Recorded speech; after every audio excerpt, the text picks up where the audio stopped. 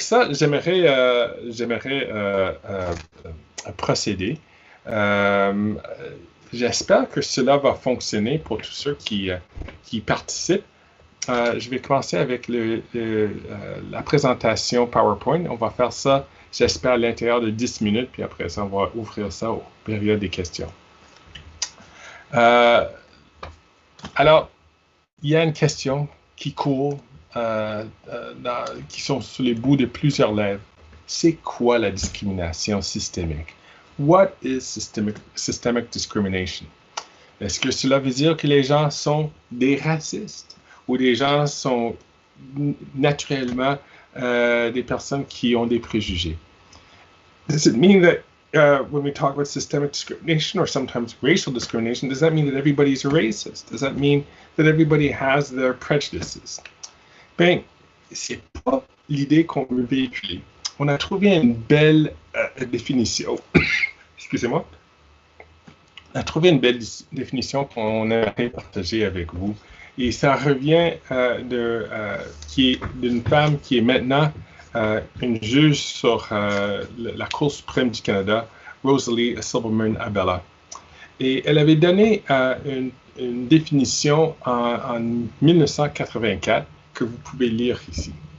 Et elle a dit que la discrimination systémique, ce sont des pratiques ou des attitudes qui, de par leur conception ou par voie de conséquence, gênent l'accès des particuliers ou des groupes aux opportunités en raison de caractéristiques qui leur sont prêtées à tort.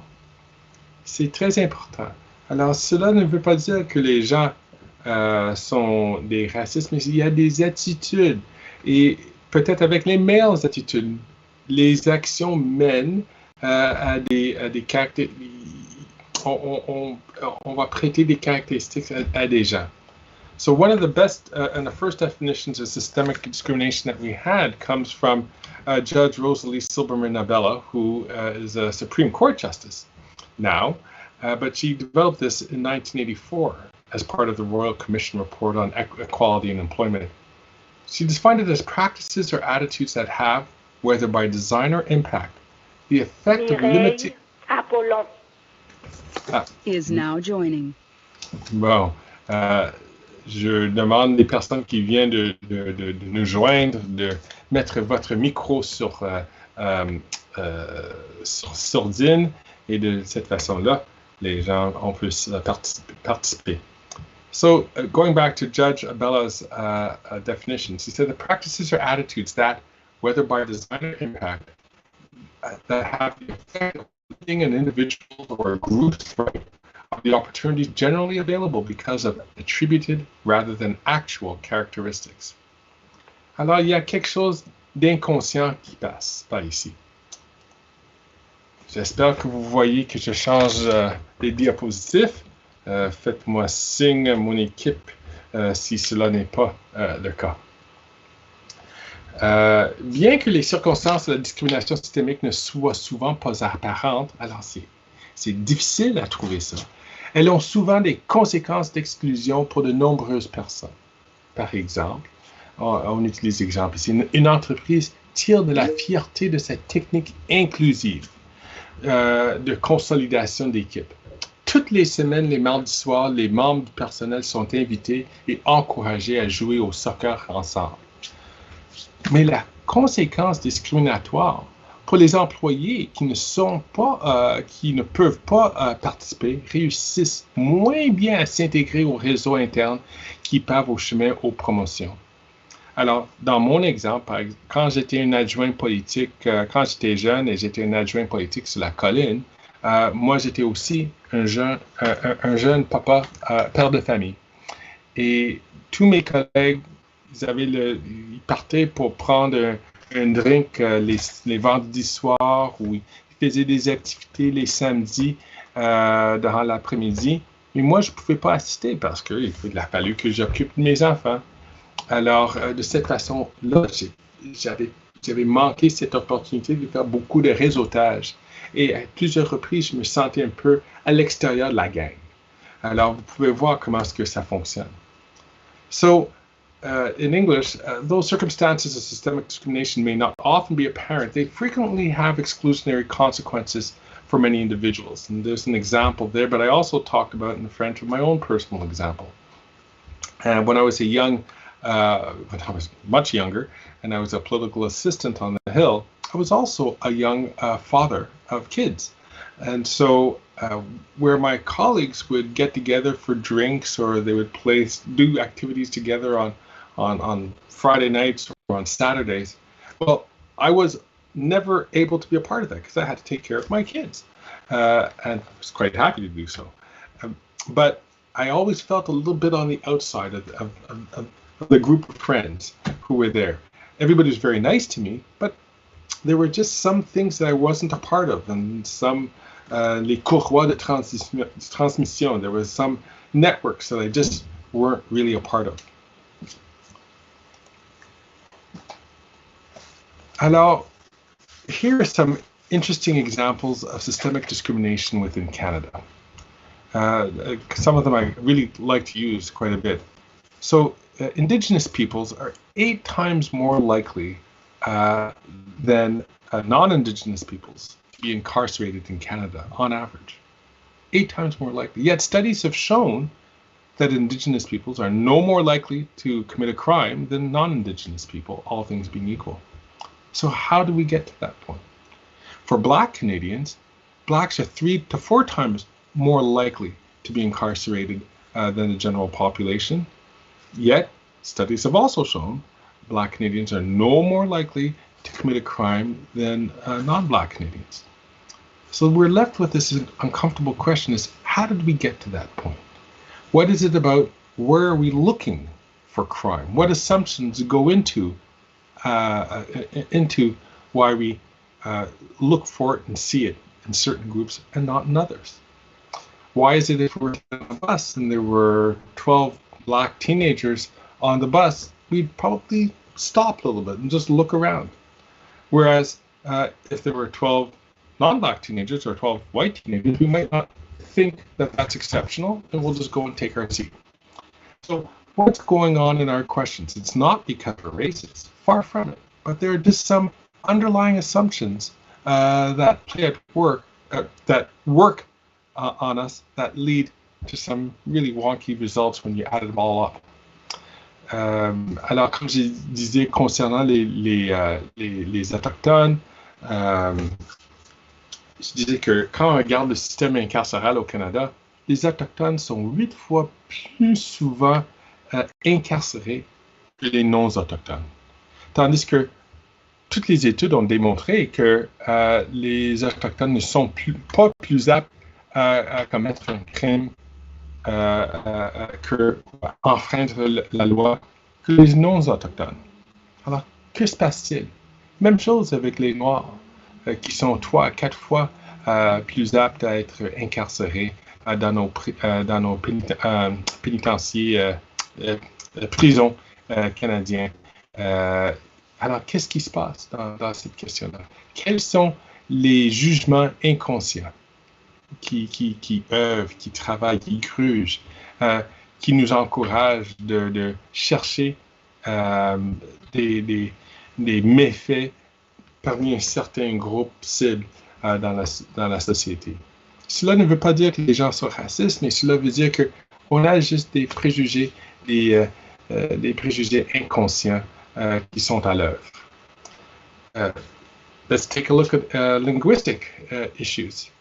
Anglophones, although they'll represent only 8% of the Quebec population, will only occupy 1% of the public service. Mais les francophones de langue maternelle gagnent 15% de moins que les Canadiens anglophones de langue maternelle. Alors, que se passe-t-il?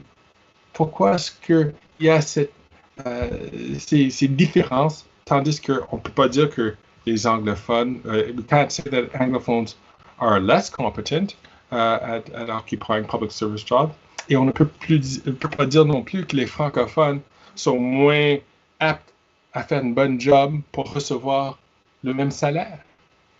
Alors, il y a ces choses-là qui travaillent, et ça, c'est la discrimination systémique. Cela ne veut pas dire que les gens ont des préjugés pour une situation particulière, mais cela veut dire que quand on agrège tous ces données-là, on arrive avec des résultats qui clochent. So this is why, and of course, the last example we have is of men and women. And as you know, on an hourly wage, women will make of a certain age will make about 13% less per hour on average than men.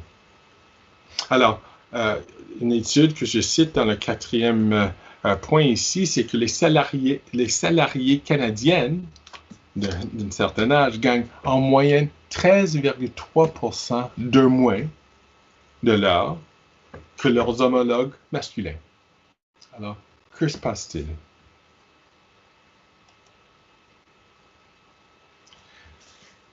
Vous savez, la lancée envers l'égalité entre les genres, entre les races, les groupes, on devient une société de plus en plus inclusive. Et ce travail a commencé avec M. Diefenbaker quand il avait rédigé la Déclaration canadienne des droits en 1960. Et vous savez tous qu'en 1982, Pierre Elliott Trudeau a rapatrié la Constitution canadienne et il a inclus une Charte canadienne des droits et libertés. En 1985, Brian Mulroney had come up with the Canadian Multiculturalism Act to really set out how Canada would be excusez-moi. Excusez-moi. Si je peux demander à Magdalena, oui, merci beaucoup Magdalena de fermer votre micro. Excusez-moi, je vais retourner le diapositive. En 1986, on avait passé la loi sur l'équité en matière d'emploi. The Employment Equity Act of 1986, also under Mr. Mulroney. And this law has just been updated, and 30 years later, we've actually now come to the point where we have a pay equity system. Et aussi, on a vu qu'on est en train d'examiner la question sur le racisme systémique et la discrimination religieuse avec la motion 103 qui a été passée par la Chambre des communes et puis étudiée par un comité parlementaire qui a publié un rapport exceptionnel sur la question comment est-ce qu'on peut s'assurer l'égalité entre les gens de différentes religions ou des personnes qui n'ont pas de religion, qui n'ont pas de croyances religieuses. Et puis la dernière chose, c'est l'an dernier, on a créé enfin une stratégie canadienne de lutte, excuse-moi qu'il y a une faute de frappe là, de lutte contre le racisme. Et ça, c'est un groupe à l'intérieur du gouvernement qui a été créé en 2018, mais en 2019, ça a pris forme. Et le financement existe jusqu'à au moins l'an 2022, puis j'espère que ça va devenir une contribution. Ça va faire partie de la base des activités gouvernementales. Et tout récemment, je suis un peu fier de ça, j'ai présidé le caucus des parlementaires noirs et nous avons développé une feuille de route où est-ce qu'on a encouragé les mesures qu'on devrait prendre pour s'assurer qu'on peut avoir l'égalité et on peut lutter contre le racisme anti-noir. C'est quelque chose qu'on a publié le mois dernier, en mois de juin. Et puis j'espère qu'on prochainement, on va passer à l'action. Le gouvernement va passer à l'action avec plusieurs mesures pour répondre et aux préoccupations qui ont été exprimées par le caucus des parlementaires noirs. So what do you do? What can we do? What can we do together? How can we all be part of the solution? Alors, dénoncer le racisme, comme l'image ici démontre, dénoncer le racisme, c'est bien. Mais qu'est-ce qu'on peut faire de plus? So, condemning racism is good. It's fine. But what else can we do? So, what I'm hoping that we can do here tonight is have a real discussion. And we can talk about discrimination. I know it might be a little difficult, but we need to talk about these things. It might make us feel a little uncomfortable. We might not be using all the right words. Don't worry about that. Let's make sure that we can, from the heart, try to have a good conversation. Alors, n'ayez pas peur, surtout ce soir, et j'espère dans la vie à l'extérieur de ce forum public, qu'on peut avoir une discussion. Il ne faut pas avoir peur de parler de la discrimination. Parce que c'est en discutant ces problèmes-là, même si ça nous met à mal à l'aise, c'est en discutant qu'on laisse la possibilité qu'on peut identifier des bonnes pistes pour résoudre ce fléau. La deuxième chose, c'est important d'écouter et garder l'esprit ouvert. Plusieurs personnes participent à ce forum public, plusieurs personnes dans vos cercles sociaux vont avoir des différentes opinions, des différents avis. Alors, c'est important qu'on écoute bien les gens et laisser la place et garder l'esprit ouvert aux autres points de vue. Et troisièmement, réfléchissez. Pour moi, ça c'est important. Ma mère m'a toujours dit que j'ai 2 oreilles puis une bouche. Alors peut-être je devrais écouter un peu plus souvent au lieu de parler aussi souvent que j'ai la tendance à faire. Réfléchissez à ce qu'on va dire et peut-être de cette façon-là qu'on peut s'assurer que les gens peuvent avoir plusieurs points de vue à ce qu'ils aimeraient de différentes expériences dans leur vie. So just very quickly, as I said at the top, don't be afraid to talk about discrimination. You know, if we don't talk about it, if we talk about it, we hold open the possibility that things can change. But if we don't talk about it, we certainly know that things won't change. There was a great American golfer, I think it was Lee Trevino, who said, "You miss 100% of the shots you don't take."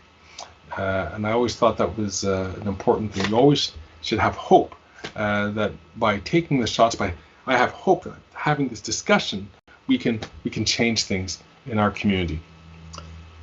The second thing that we should do is to listen, and listen carefully, and keep an open mind to other people who may have a different point of view than what we've walked into. I always believe, and that's the reason why I love doing these public fora, is that it gives me an opportunity to hear different perspectives. And I also leave open, I'm always looking forward the opportunity to hearing somebody say something that I disagree with and will make me think differently. I think I like to be surprised, and I leave open that possibility in every conversation. And finally, is to reflect upon how our actions that we take, our attitudes that we have, can have an important impact upon other people. You know, everybody has different experiences and a different combination of experiences. So we have to be mindful that these people could be, if you are a Muslim woman of color, you will have a different experience than I will have as a Christian man of color, or that a white woman, who is not religious will have. So we need to keep in mind that there are different experiences out there, and it's good to listen very carefully to see what we can learn. So je vais laisser sur le site après tout ça des ressources et des références que vous pouvez trouver ici, des liens qu'on va distribuer à la fin. Je trouve que ce sont un bon départ pour approfondir vos connaissances sur cette question.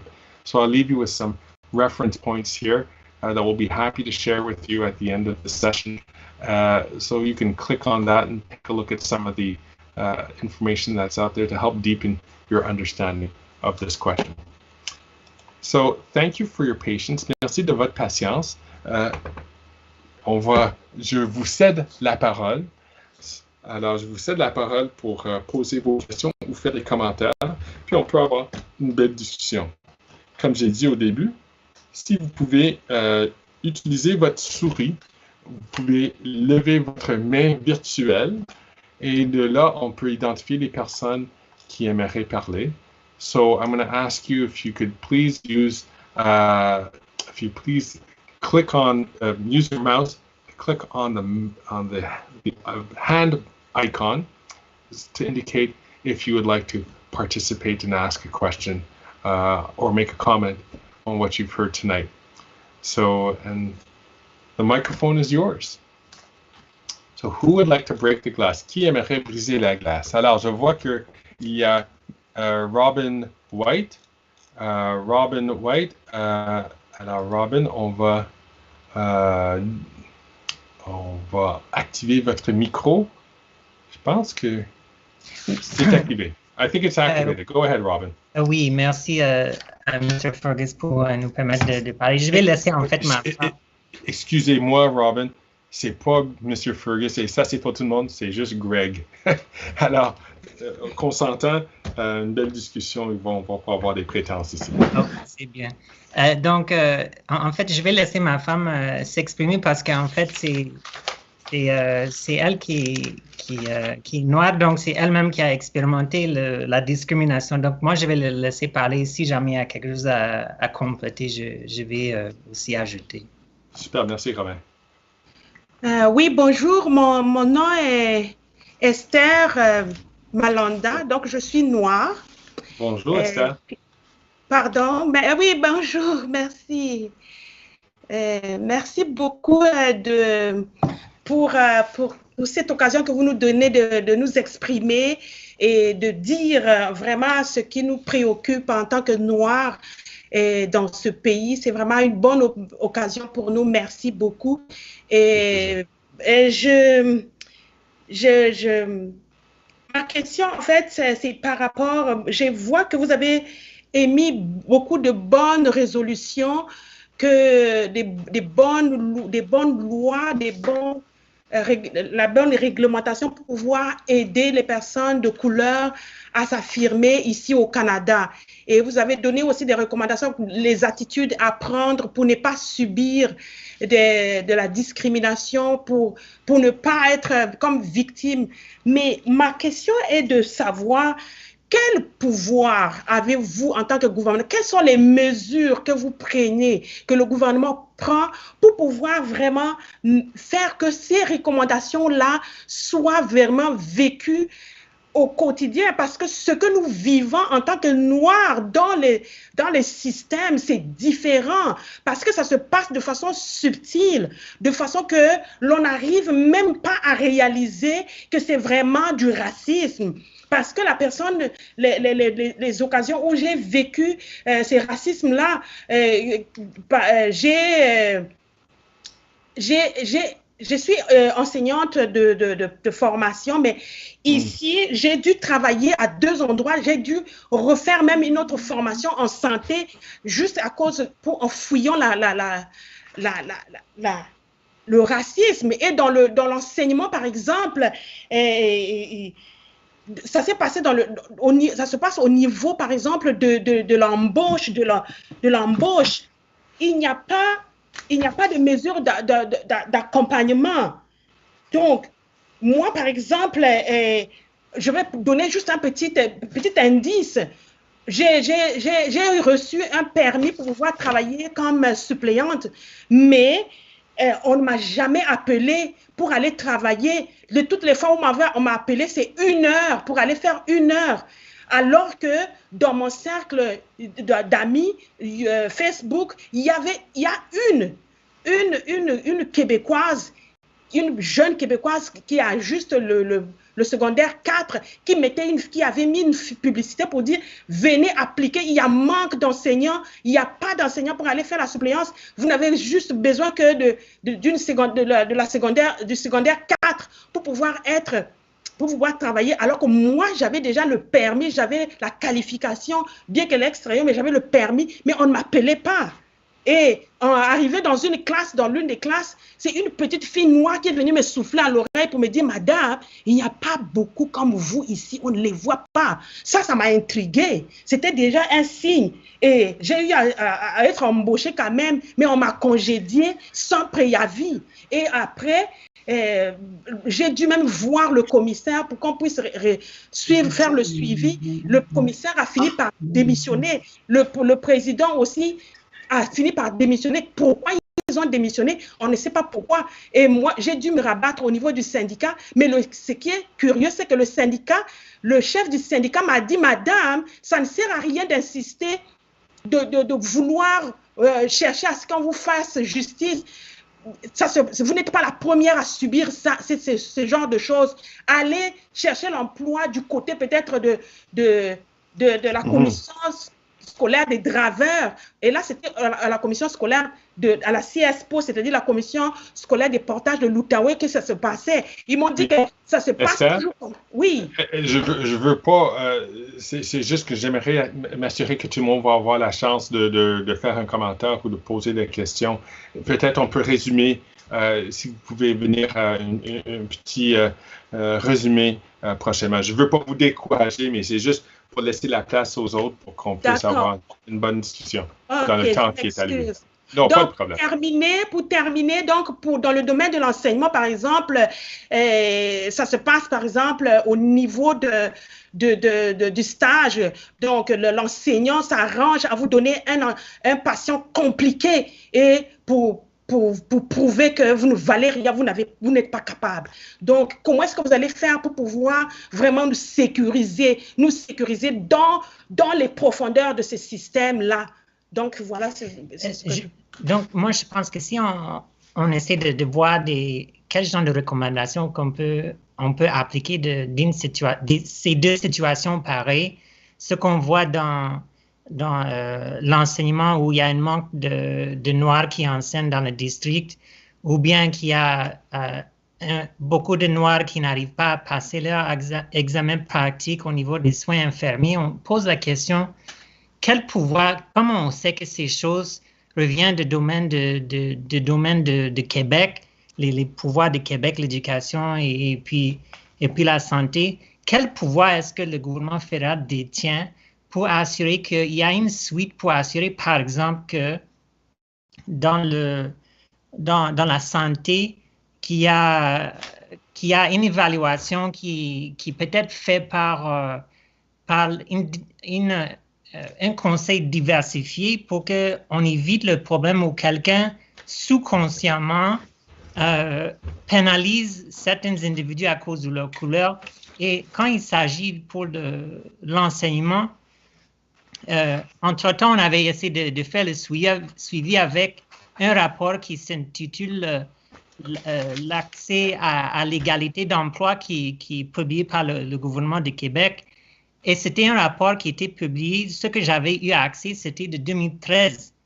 Alors que la suite de ce rapport, pour faire une suite sur les recommandations, était censée de sortir en 2018. 2 ans plus tard, ce n'était pas fait. On voulait un compte-rendu de pourquoi ce rapport n'était pas publié et quel pouvoir est-ce que le gouvernement fédéral peut avoir pour essayer de pousser ces choses de l'avant, comme tu dis que tu as un plan sur une stratégie sur la discrimination. Mm-hmm. Écoutez, c'est vraiment des bonnes questions. Merci Esther et merci Robin pour ces questions-là.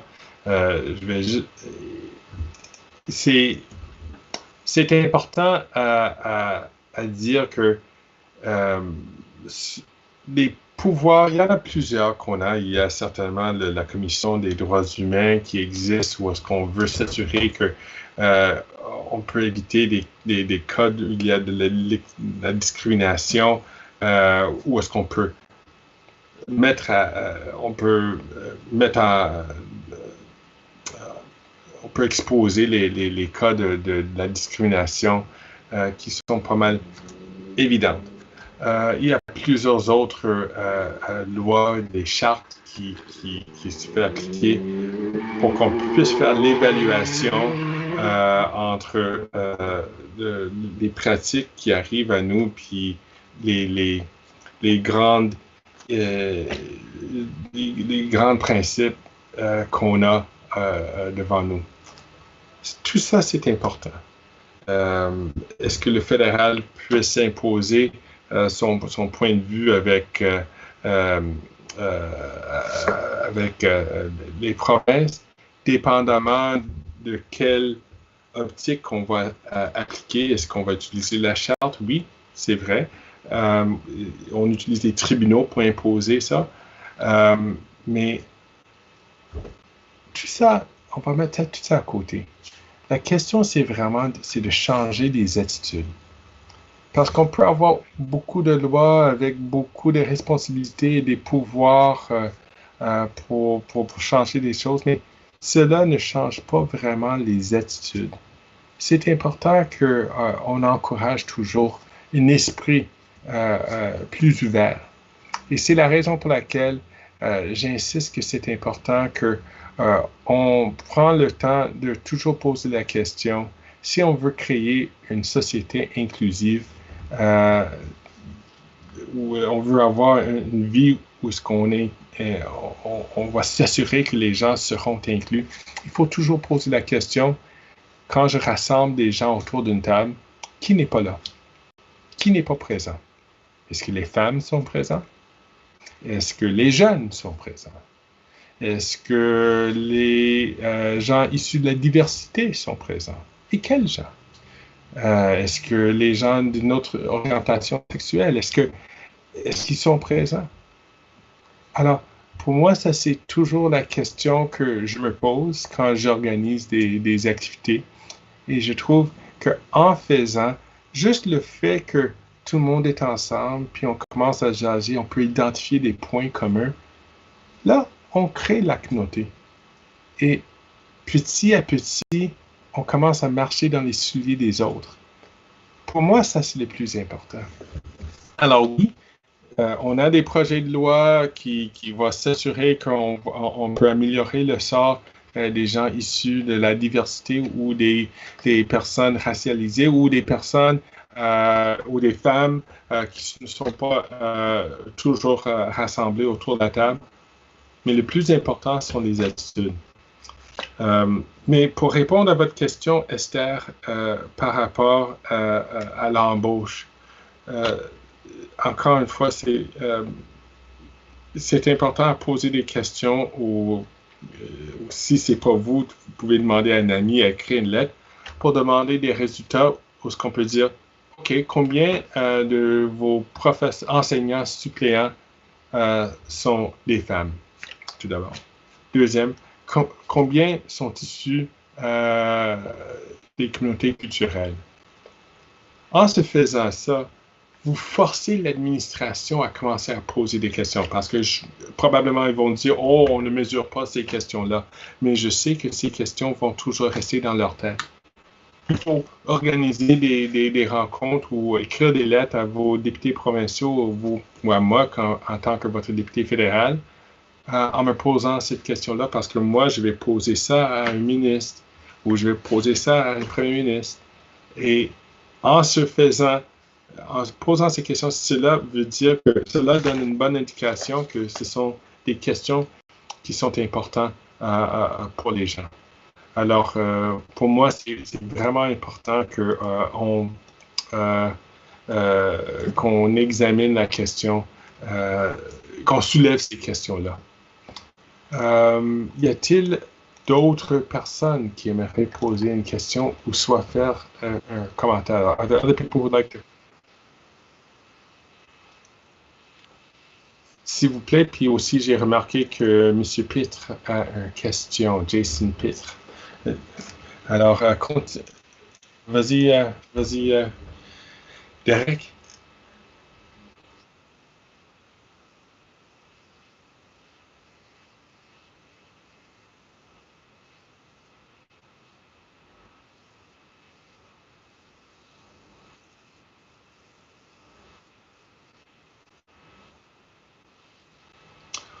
Écoutez, merci. Moi, je ne partage pas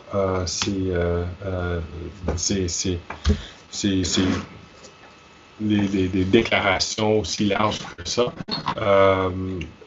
Mais à la première partie de votre question, comment est-ce qu'on peut aider les francophones noirs ou les francophones issus de la diversité à prendre leur place à l'extérieur du Québec. Mais je pense qu'il y a des organismes qui, oui, ils ont quelques problèmes à reconnaître la place des francophones qui sont issus de l'immigration. Mais de plus en plus, je pense que les mœurs changent. Vous savez, pour des francophones et des francophiles comme moi, c'est important qu'on prend toutes les personnes qui partagent notre langue maternelle ou notre langue d'adoption et qu'on les encourage à faire partie de nos organisations pour s'assurer qu'on va prendre notre place. Si on les ignore, Jean-Marie, ça va très, très bien. Ils font ça à leur dépens. Parce qu'à un moment donné, ils vont perdre de leur place démographique en Ontario ou à l'extérieur du Québec. Il faut être toujours accueillant. Mais en étant accueillant, cela veut dire nécessairement que les choses vont changer. Alors, il faut s'adapter au temps. Mais s'il y a des cas, Jean-Marie, de la discrimination qui sont clairs et nets, on a plusieurs institutions où on peut faire une enquête et puis on peut les poursuivre soit dans les tribunaux ou soit dans des institutions quasi judiciaires. Est-ce qu'on peut passer à M. Jason Pitre? Can we go to Mr. Jason Pitre? Please, go ahead, sir. Hello, and thank you very much for the opportunity. I'm very glad that this town hall is happening, and it's a huge problem. It's clear that that discrimination is a structural issue that can't be solved overnight. There's issues of cultural norms, cultural traditions, economic issues, and issues of justice.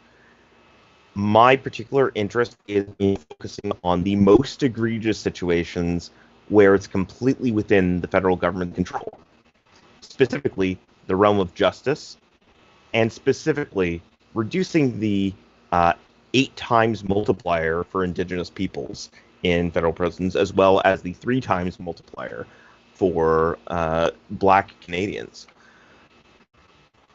Which is why I'm very happy that we have such a robust collection of expert reports and commissions and inquiries that have given a strong series of recommendations on things that we should be doing to move forward. Specifically, things such as the recommendations from the Truth and Reconciliation Commission, from the inquiry on missing and murdered Aboriginal women, the recommendations from, there's even some things from the Royal Commission. There have been recently tabled a set of recommendations from the Civilian Review and Complaint Commission with the RCMP, where they have publicly stated that the RCMP is not acting on their recommendations.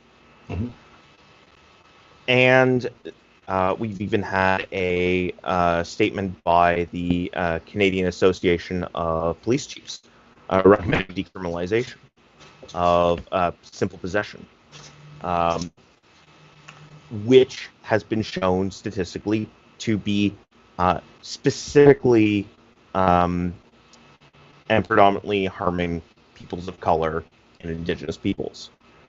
I think all of this together, along with the limitations associated with the Jordan ruling, we need to make sure that the criminal justice system is only capturing the dangerous few and is not capturing people who have missed a court date, people who have stolen a bottle of wine from a corner store. We need to make sure that we make some systematic issues to transform the criminal justice system. I know that this has already been underway. There has been that excellent review of the criminal justice system. But I think that now is the perfect opportunity to make some real fundamental changes to fix things for Indigenous Canadians, Black Canadians, and other marginalized groups. Well, thank you very much, Jason. And you've mentioned some excellent reports: the Truth and Reconciliation Commission, Missing Murdered Women, Indigenous Women and Girls, the Civilian Review Complaints Commission, the Canadian Association of Chiefs of Police. You've named them all, who've made some fabulous recommendations. And you're right, there are so many. What I hope would be low-hanging fruit on the justice side of things where we can change. Jason, you are quite correct about making sure that prisons are not places for people who have stolen a bottle of wine or who have caught with a simple possession of drugs. Not dealing drugs or big-time drug dealers. I'm talking about people who have, individual quantities. I think you've really identified some really good points. Let me just tell you guys, let me tell everybody a bit of a story. When I first got elected in 2015, I knew that as an MP I had two fundamental, absolute carte blanche. That is, I can go to any federal prison, I can ask and go to any federal prison to see what the conditions are like, and I can ask and go to any military base. So one of the first things I did was to go visit a federal prison. Maximum security, minimum security, and medium security. They are terrible places. For the people who come out of prison and are balanced and if they're looking for a job and they want to make a contribution, my advice to everyone here, hire them, because they have shown amazing ability to be even keeled. Because if I were in prison, I think I wouldn't come out of it in a good place, because they're volatile areas where there's a lot of violence. We should only send the most dangerous people there. Pretty much everybody else for simple possession. I'm just going to ask my team to see if they could identify the persons whose microphone is on and see if you could make sure that they're off. Alors, je vais juste demander à mon équipe de faire la vérification des personnes qui sont incluses. And so I think that what you need to do is set up some robust diversion programs. Diversion programs doesn't mean you're taking it easy on people who break a crime, but what you're trying to do is you're trying to get them out of the treadmill of going to prison and falling in with the wrong crowd. And you give them an opportunity to be reintegrated into the community if their community will hold them up. And so we've been doing some really good work we started to do some really good work with Indigenous peoples to help support community groups to get people to receive these folks so that they're diverted out of the criminal justice system and back into becoming good citizens. We need to do that as well, I think, with the Black community. And I think we need to do that with other disenfranchised groups. I think that's the best thing that we can do. Leave prison for the people who are the most dangerous, the people who are the most threatening, the people who really pose a serious threat to the good functioning of society, and really try to reform everyone else. So thank you, Jason, for raising those points. And you can be sure that a number of my colleagues, including I know some very senior people involved in the justice system, are pushing very hard for this. Derek, je vois qu'il y a Julie Taï. I think there's Ah, oui.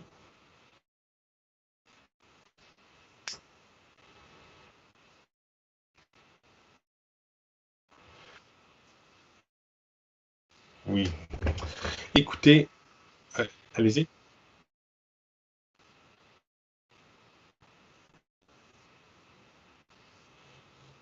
Effectivement, puis je pense, merci beaucoup pour ce commentaire, Germaine. Et je peux vous assurer que de plus en plus, je trouve que le gouvernement, ou surtout la fonction publique, devient de plus en plus sensible à cette question-là. Écoutez, c'est difficile. La discrimination systémique, c'est basé sur avoir des préjugés inconscients. Et quand on dit que c'est inconscient, on n'est pas conscient de ces préjugés. Alors, c'est difficile quelquefois à convaincre le système, soit dit entre guillemets, pour agir, pour réduire la discrimination. Et trop souvent, ça tombe sur les épaules des gens racialisés ou des femmes ou des groupes qui malheureusement se trouvent dans une situation minoritaire. Mais je trouve de plus en plus il y a une ouverture. Et certainement depuis le mois de juin, début du mois de juin, après les vidéos qu'on a vues qui émanaient des États-Unis, je trouve qu'il y a beaucoup de Canadiens, et surtout des Canadiens blancs, qui se posent la question, mais comment est-ce qu'on est arrivé à ce point-ci qu'il y a tellement de discrimination que quelqu'un peut tuer une autre personne sans égard à sa vie? Alors, je suis très encouragé de voir les manifestations qui existent. Je suis très encouragé à voir que même le greffier du cabinet, le greffier de la fonction publique, est très intéressé à poursuivre ces questions-là, que le premier ministre s'est exprimé à plusieurs reprises, qu'il est en train de prendre, qu'il veut prendre des actions décisives pour remédier cette situation. Et je pense à l'intérieur du gouvernement, à l'extérieur du gouvernement. Écoutez, ça c'est peut-être ma 50e forum public que j'assiste sur la question de la discrimination systémique dans les 2 derniers mois, parce qu'il y a des gens dans les communautés des affaires, dans les communautés d'éducation, dans les groupes communautaires qui m'invitent à faire partie de ces genres de discussions. Je crois qu'il y a une conscientisation générale, populaire, qui arrive. Alors moi, j'ai beaucoup de confiance pour l'avenir, Germaine, qu'on peut vraiment commencer à remédier ces problèmes. Et remédier ces problèmes d'une façon rapide et efficace. Merci, Derek. Est-ce qu'on va passer à Madame Julie Tahi ou Julie Tahi? Oui, bonsoir. Alors, bonsoir. OK. Moi, ma question se situe au niveau des enfants, dans les écoles surtout. Oui. C'est vrai qu'on parle de discrimination, de racisme au niveau des adultes, mais les enfants sont beaucoup plus touchés. Et il n'y a pas plus, vraiment, il n'y a pas plus, qu'est-ce que je peux dire? C'est tellement triste de voir quand ton enfant revient et tu sens qu'il est discriminé dans une affaire, quand tu vois que ton enfant est fragilisé parce que il n'a pas, excusez-moi, la couleur qu'il faut. Et souvent, tu vois ton enfant et tu vois qu'il est en train de déprimer. Et c'est vrai que c'est des enfants. Ces actions-là, ça se fait de façon subtile, on ne les perçoit pas, mais les enfants sont tellement touchés que souvent, on ne fait pas attention, mais ils le vivent vraiment. Qu'est-ce que vous prévoyez dans ce cas pour nos enfants que nous avons voulu protéger en les amenant ici au Canada? Mais tout d'abord, merci d'avoir choisi le Canada. On est beaucoup plus riche à cause de votre simple présence ici. Et puis, vos enfants, j'espère, vont vivre dans un Canada meilleur qu'il est maintenant. Et le Canada est pas mal un grand pays actuellement, mais on peut toujours, il y a toujours la place à l'amélioration. par rapport aux enfants, c'est tellement important qu'on, tout d'abord, supporte nos enfants, soutenir nos enfants dans ces situations, parce que c'est là où ça commence. Ces attitudes sur la race, les attitudes sur la place des femmes, les attitudes pour la diversité dans toutes ses formes. C'est important qu'on appuie, on soutient nos enfants. Deuxièmement, je vous invite, si vous n'avez pas le temps de le faire vous-même, mais c'est important d'approcher d'autres parents et encourager les parents qui ont des attitudes positives envers la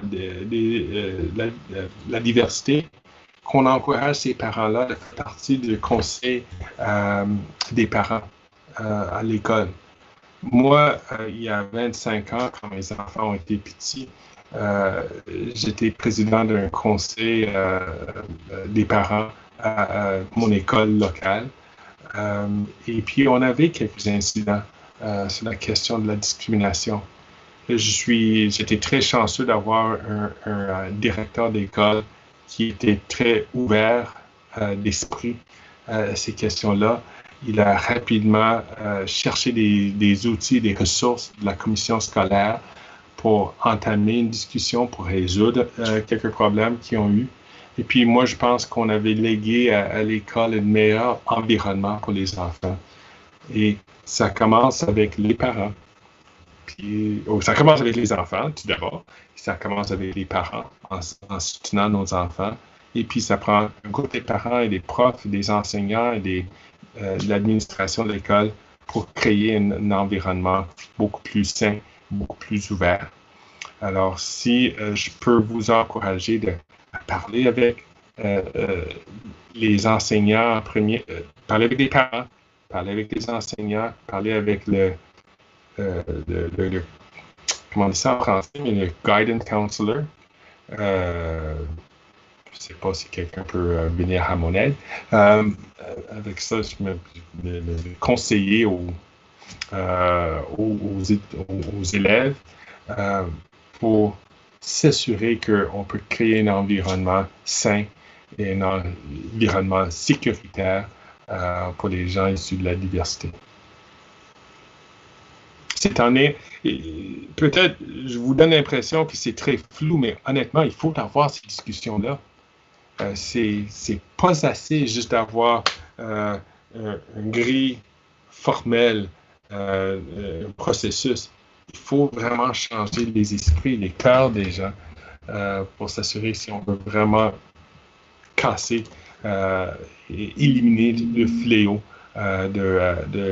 du racisme et de la discrimination. Derek, est-ce que je vois la prochaine personne? Je pense que c'est... Oui? OK.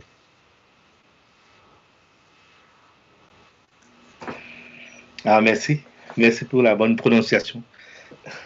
Vous m'entendez? Oui.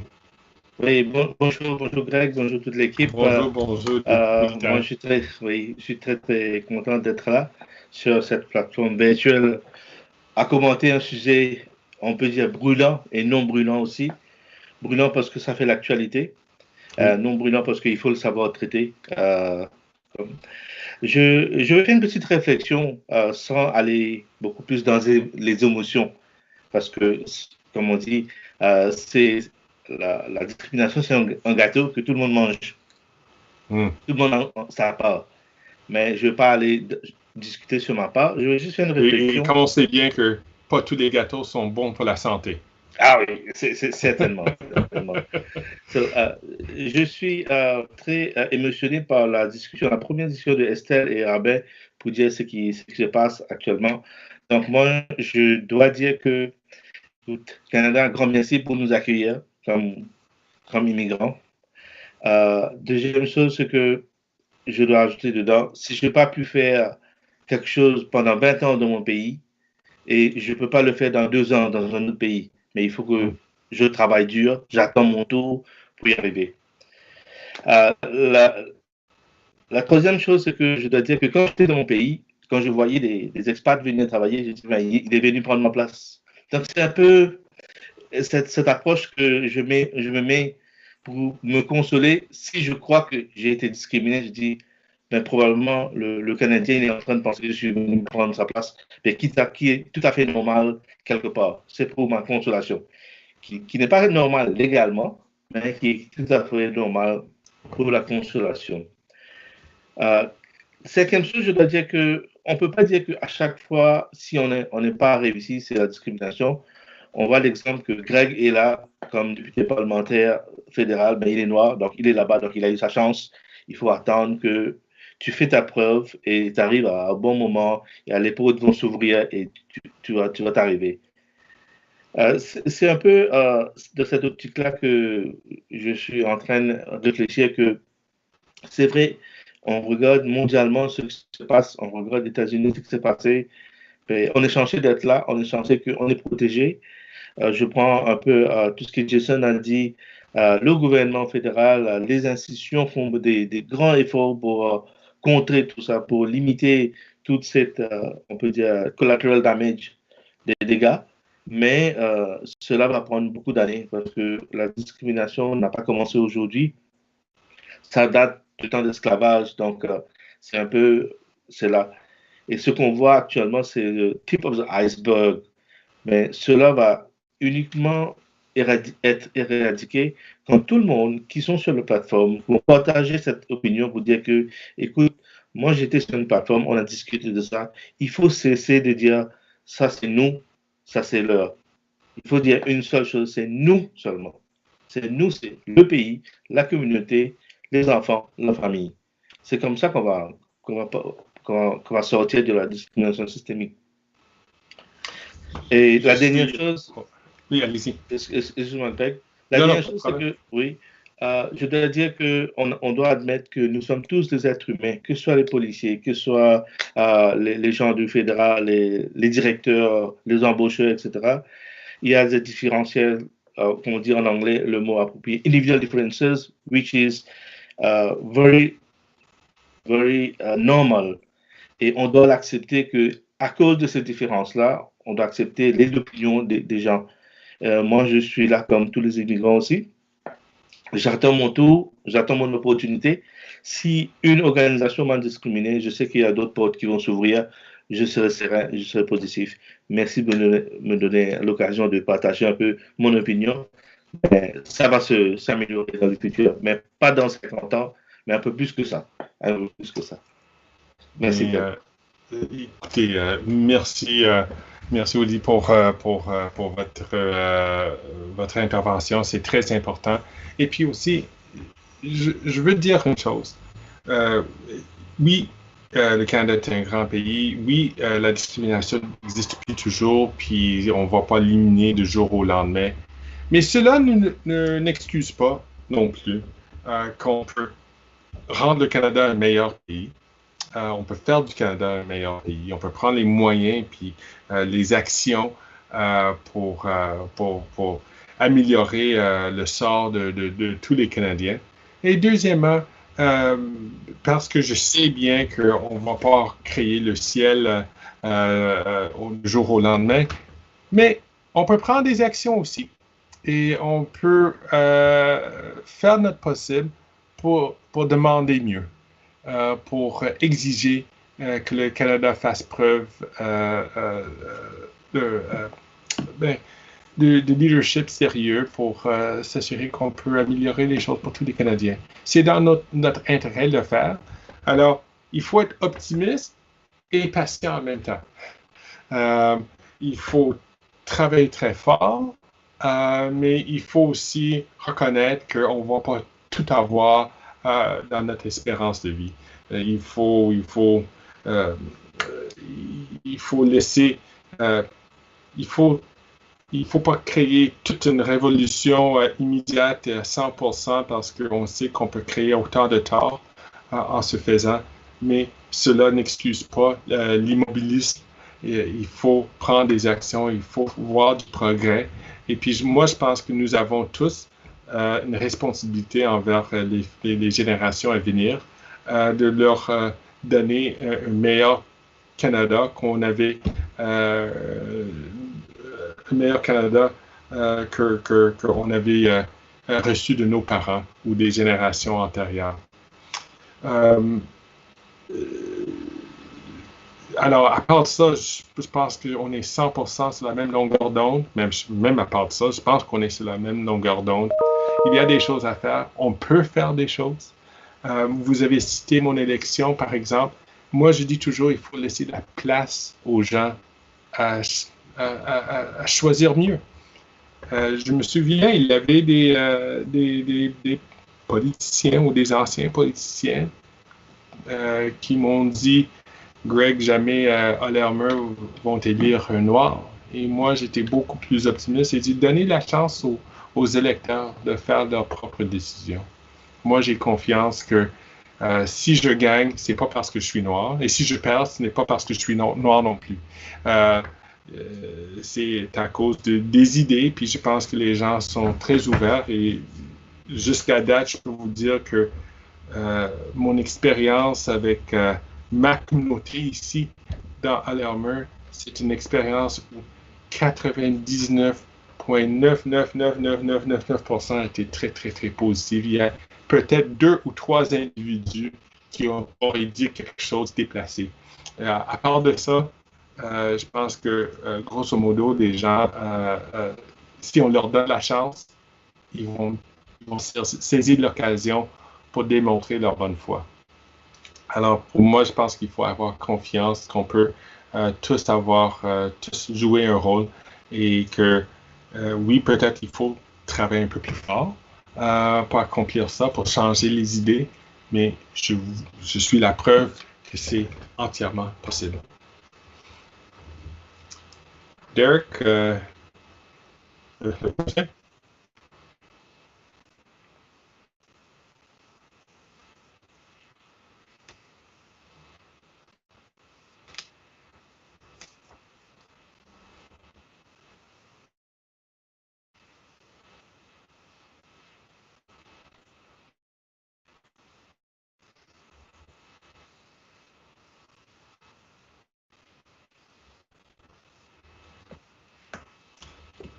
Je partage votre préoccupation aussi, Nadia. Je peux vous dire que après les vidéos de George Floyd, j'avais peur que les manifestations dureraient, je devrais dire, que quelques semaines.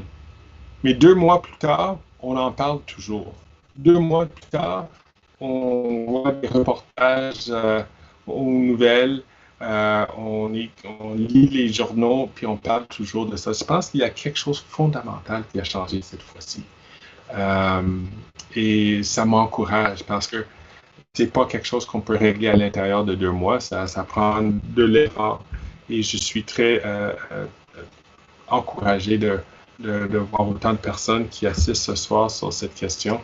Et puis, c'est la même chose pour les discussions qu'on a eues, mais qu'on a publiquement.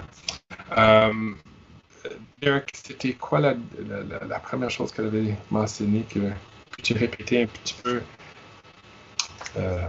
J'ai perdu le fil.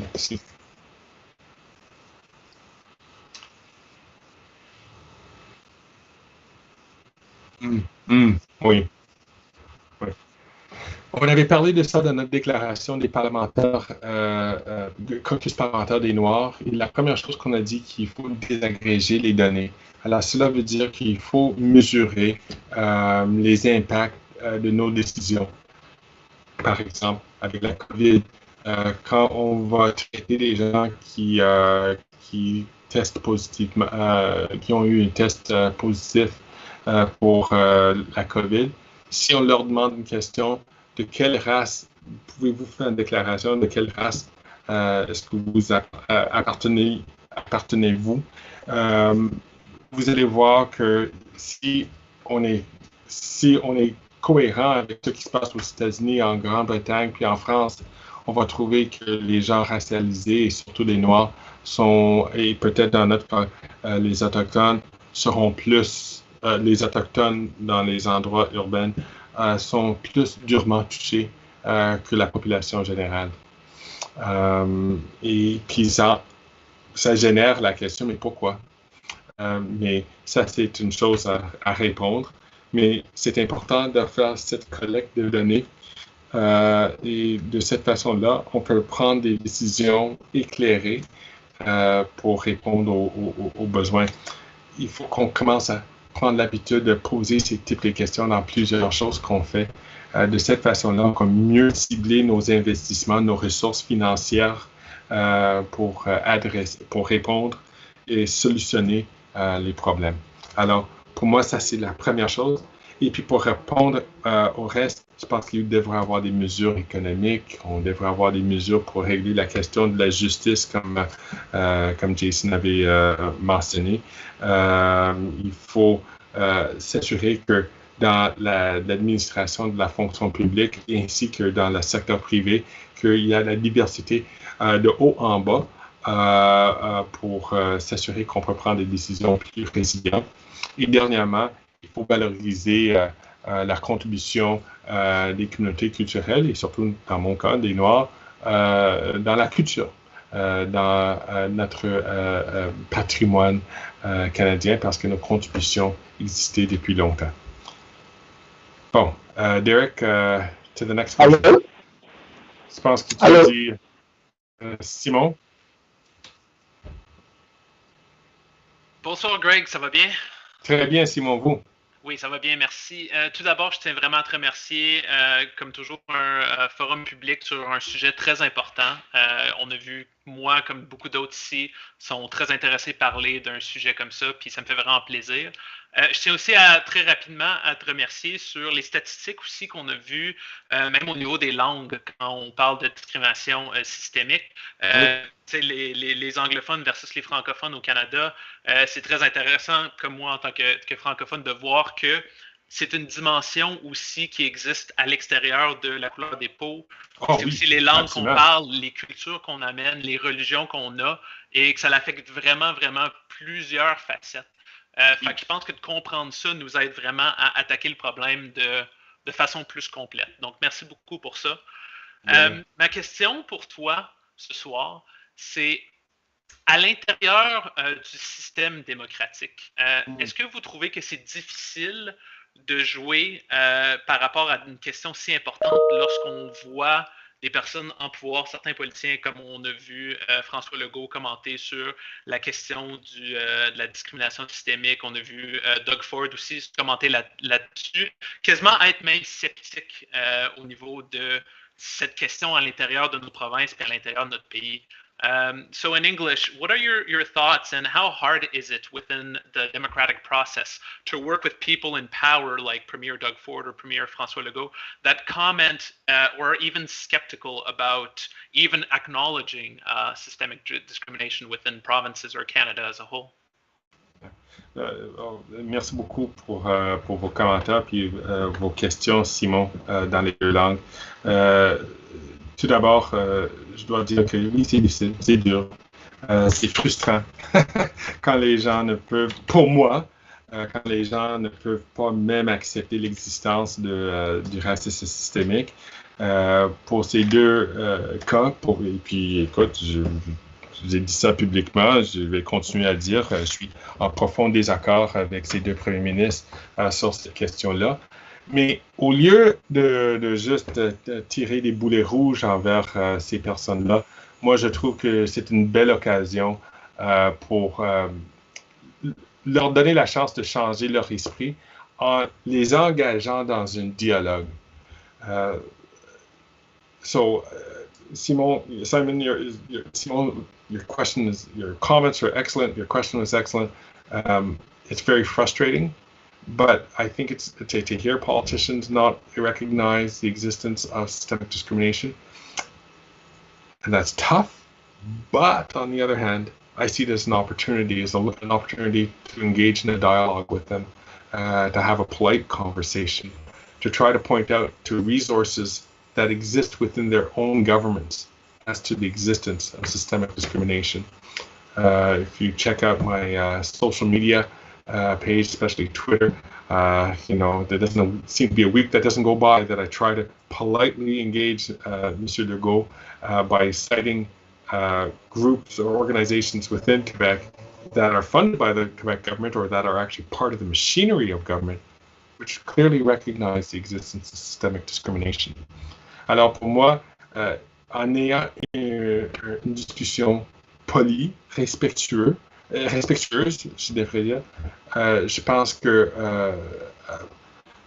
au fur et à mesure, à un moment donné, ces gens-là vont venir à la même conclusion que, ah oui, il y a de la discrimination. Comme j'ai cité sur la discrimination systémique, et je pense qu'ils ont peur de dire systémique, ils pensent que systémique veut dire systématique. Il y a toute une différence entre les deux. Systématique, ça c'est quand quelqu'un fait ça par exprès, qui vont discriminer contre un groupe ou un groupe de personnes selon un trait physique ou une religion, quelque chose de même. Tandis que systématique veut dire qu'il y a l'inconscient qui joue un rôle. Moi, je ne peux pas dire que François Legault ou Doug Ford sont des racistes. Je ne crois pas qu'ils le sont. Et je ne pense pas qu'ils vont dire qu'ils le sont non plus.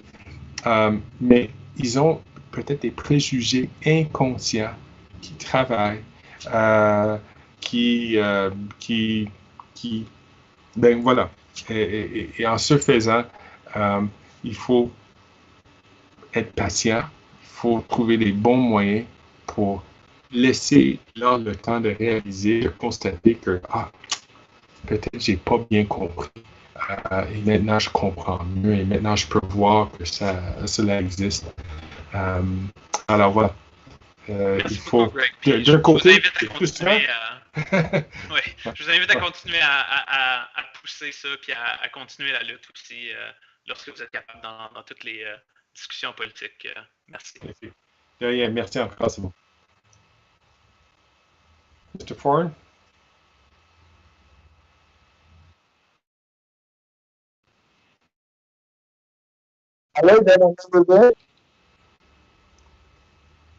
Allô? Oui. Allez-y. Merci Greg pour la tenue de cette séance. Je commencerai en suggérant fortement qu'on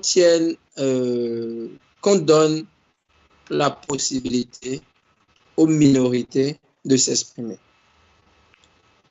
Quand je dis s'exprimer, venant d'ailleurs, ayant immigré, on veut souvent faire le low profile pour ne pas paraître celui qui est en train de réclamer, celui qui est en train de faire ci, on est venu là, on veut gagner du pain, on veut nourrir sa famille, de telle sorte qu'il y a beaucoup de non-dits dans la communauté de Hall-Elmer. Et si vous voulez avoir les données qu'il faut pour mettre en place les règles, les amendements qu'il faut, je pense qu'il faudrait penser à collecter ces données-là de manière anonyme pour... C'est sûr que, bon, l'anonymat pourrait dévier à ce que n'importe qui vienne raconter n'importe quoi, mais toujours est-il que dans la communauté noire, celle que je fréquente, celle que j'écoute tous les jours, il y a beaucoup de choses à dire. Oui. Ayant dit cela, oui, le fédéral ne cesse de prendre des actions en exigeant, par exemple, qu'il y a un certain pourcentage de minorités visibles dans les administrations publiques. Mais les statistiques montrent clairement que à aucun moment ces objectifs-là ont été atteints. C'est sûr que on ne peut pas donner la charrue et montrer encore comment travailler avec.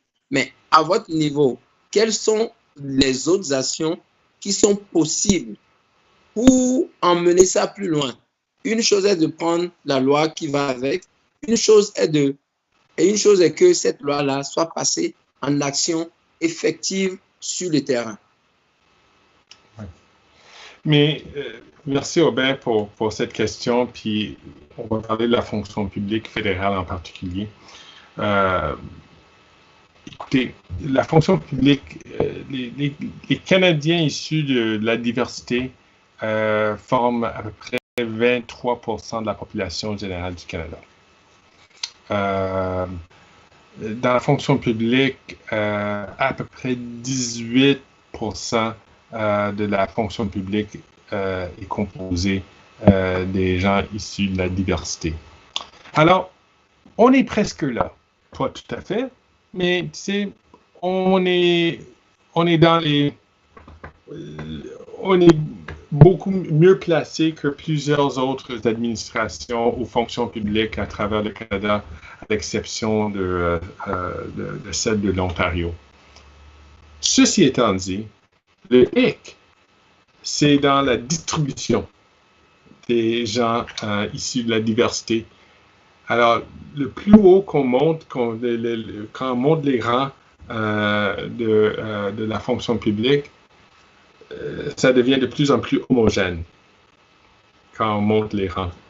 Alors, il y a des discussions, il y a des dialogues très importants et très actuels maintenant avec, comme j'ai dit, à part du greffier de la fonction publique, des sous-ministres, des hauts gradés.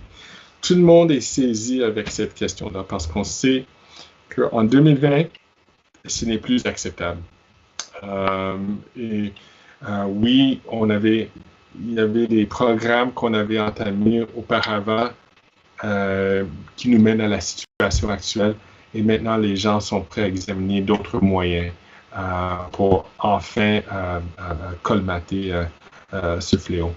Alors, moi, je suis très optimiste que des choses, de l'action, comme dans les semaines où, avant l'automne, qu'il va y avoir un plan d'action pour s'assurer qu'on peut vraiment bâtir une fonction publique résiliente et une fonction publique qui est à la réflexion de notre beau pays. Allô? Je n'avais pas fini. Je vais poursuivre avec une autre question. Quelle est l'action du fédéral au niveau provincial? Je sais qu'entre les deux, il y a comme une différence et que chacun essaie de tirer le drap de son côté. Mais oui, en tout cas, quand par exemple je me réfère à la ville de Gatineau, et qu'à voir le pourcentage d'employés qu'il y a à la ville et que des exemples précis sont donnés par rapport à quelqu'un qui envoie son CV avec écrit Mamadou et qu'il envoie le même CV.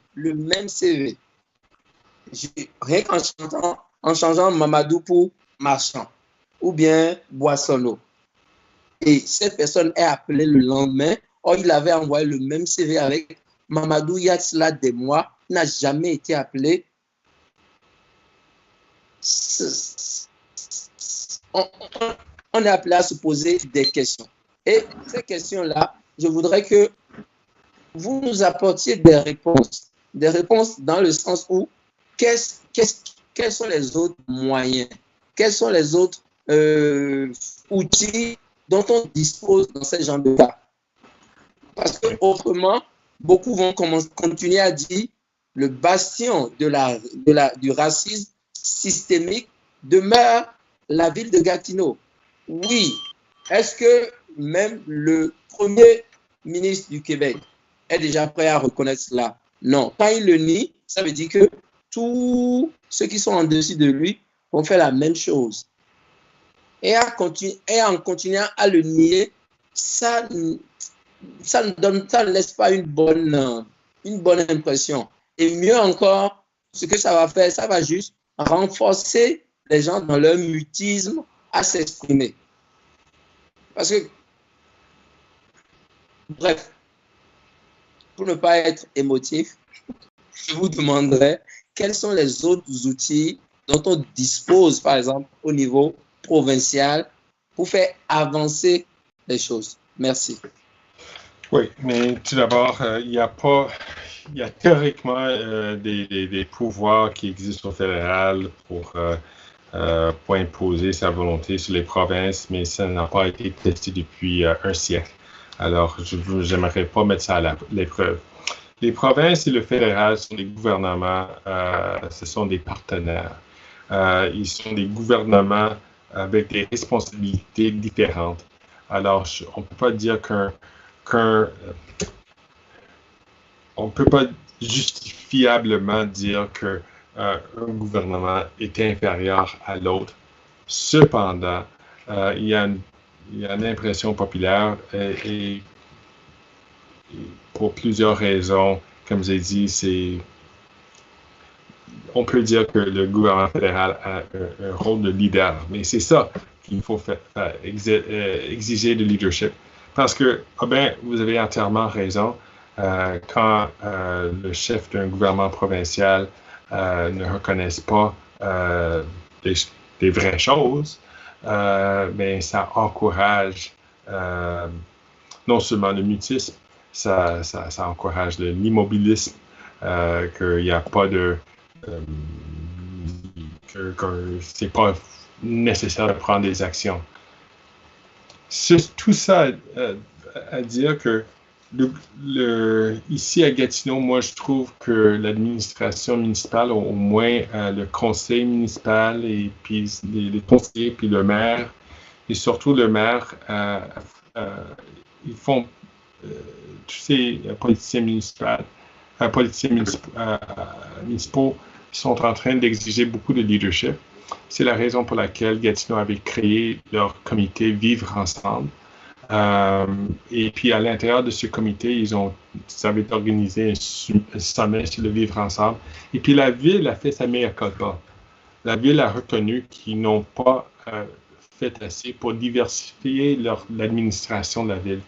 Alors ils sont en train d'examiner quels moyens positifs qu'ils peuvent prendre pour mieux refléter la diversité de la population gatinoise. Alors, je me lève le chapeau au maire puis à ses conseillers et aux conseillers, je devrais dire, pour faire preuve de leadership. C'est pas le cas avec tout le monde, c'est pas unanime, mais au moins, je pense que la plupart, la majorité des conseillers sont du bon bord, qui veulent créer une ville beaucoup plus, une ville modèle pour le Québec. Cependant, c'est tellement important, Robin, qu'on continue à parler, on continue à manifester.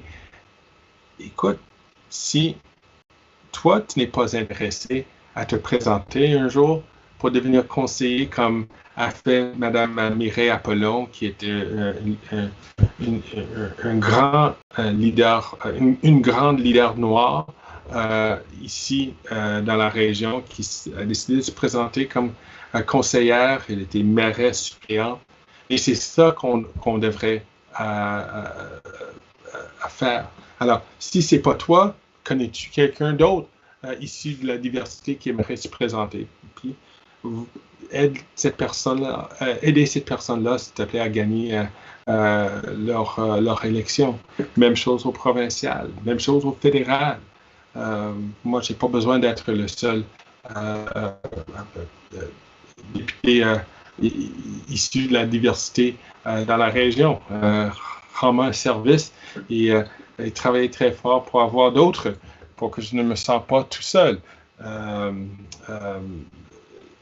Mais c'est non seulement ça, on peut faire ça avec moi, je suis prêt à faire une cause commune avec les femmes. avec les gens avec la mobilité réduite, les gens d'une autre orientation sexuelle ou les gens qui font partie de notre religion. Moi, je trouve qu'il y a tellement de façons qu'on peut encourager la diversité. C'est pas toujours juste la couleur de la peau. Mais je pense que c'est important de faire le travail pour s'assurer que les Noirs prennent leur place. Mais il y a aussi d'autres personnes que je peux faire facilement cause commune avec. Encore une fois, la diversité est une force. Alors, encourageons-le. Si je peux dire quelque chose pour conclure. Juste avant, je vais juste poser une question à Derek. Y a-t-il d'autres personnes qui ont levé la main, qui aimeraient faire un commentaire, ou est-ce que je peux repasser à Aubin?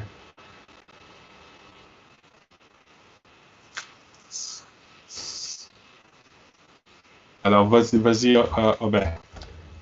Okay, my last word is just a comment.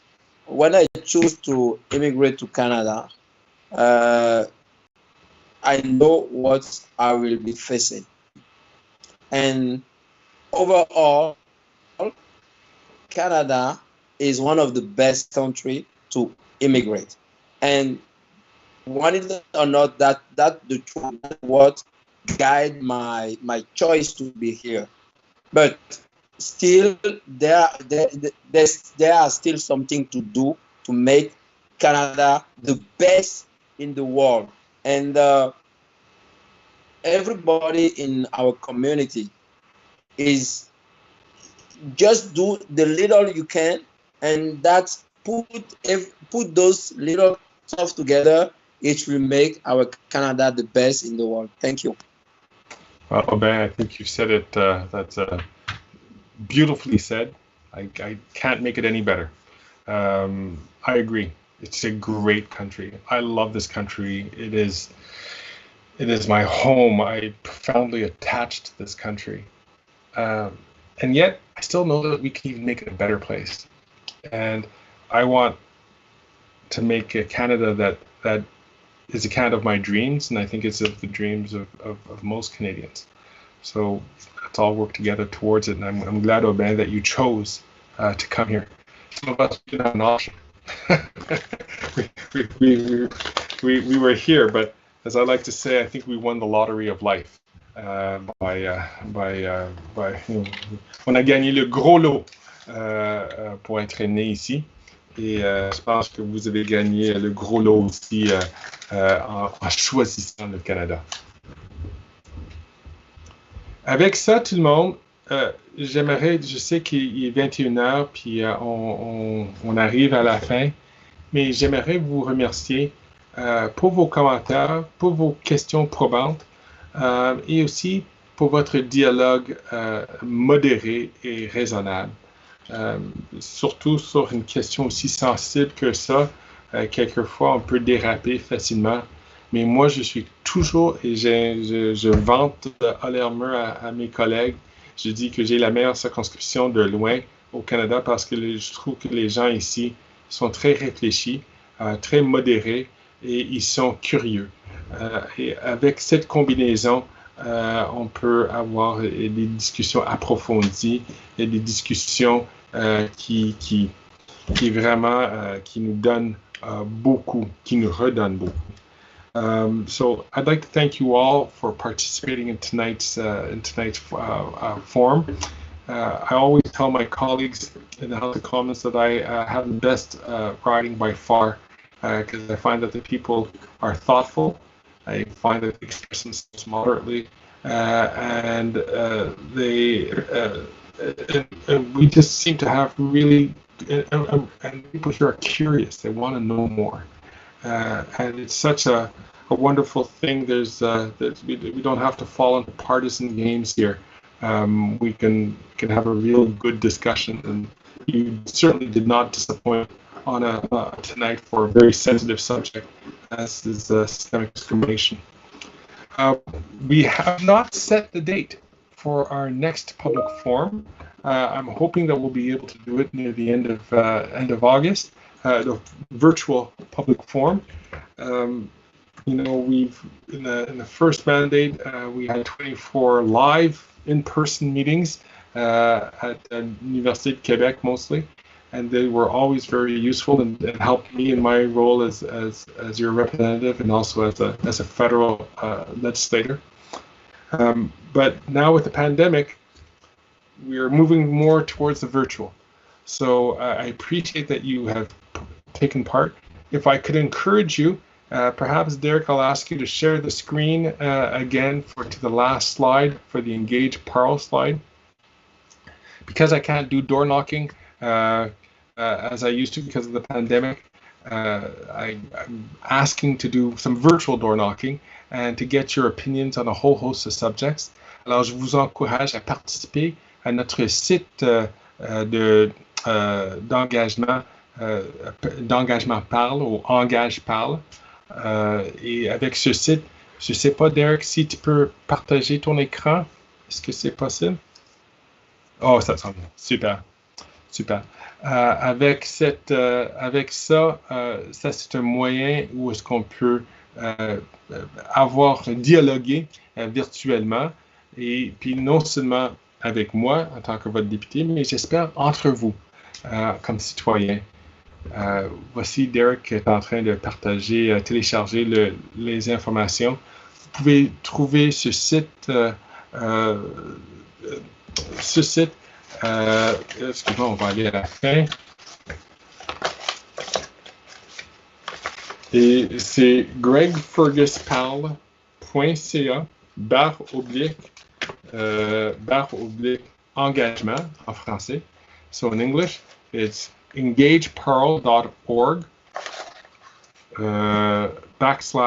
/Greg Fergus. There's another way to get to it, which is also gregfergus.ca/engage. So there are two ways to participate in this, and I hope you will. Like I said, it not only is an opportunity for me to engage with you, but it's also an opportunity for you to engage with each other. And we monitor this regularly so that we could see what's going on and pick up the good ideas. And it really does have an effect. Please never believe that your words don't have effect. They do. So I encourage you to take part in that, and encourage your friends and their families and neighbors to get involved with that as well. Merci beaucoup de votre présence aujourd'hui. Ce soir, je devrais dire. Puis j'ai hâte de vous annoncer, on va vous envoyer un courriel